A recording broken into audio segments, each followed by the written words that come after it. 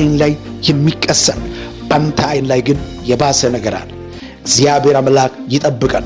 ተያይዘን መልካምነትን መስበክ፣ መልካምነትን መበሰር፣ የኢየሱስ ክርስቶስ መምጫውን ወንጌልን እውነታትን መግለጥ እንድንችል በጸጋ እግዚአብሔር ያግዘን።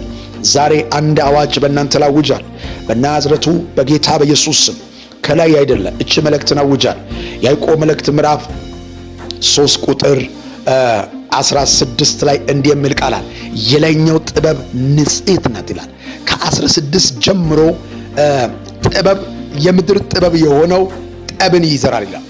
የምድር ጥበብ የአጋንንት ጥበብ አለ። ያ ምንድነው ካላችሁ ያዕቆብ መልእክት ምዕራፍ 3:16 ላይ በወንድማሞች መካከል ጠብን ይዘራል። ፍቅር የሌለ ሕይወት በዛ ላይ ሁካታ አለ ይላል። የላይኛይቷ ጥበብ ግን እሺ ባይ ገር ምሕረት የሞላባት ይላል። ስለዚህ ከላይ የሆነው ከእግዚአብሔር የሆነው ይታወቃል።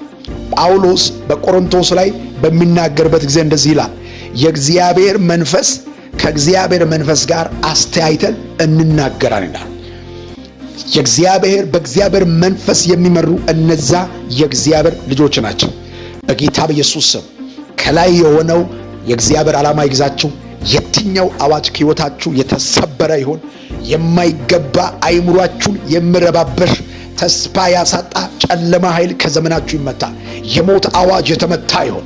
ትውልድን ሰላምን የሚያሳጣ የጠላት እቅድ ከሕይወታችሁ ይመታ በኢየሱስ ስም። አይምሯችሁን የሚያረባብሽ ሰላማችሁን የሚነሳ በልቦናችሁ ያለውን የእግዚአብሔርን ሐሳብ የሚረባብሽ ጨለማ ኃይል የተመታ ይሆን በኢየሱስ ስም ይመታ።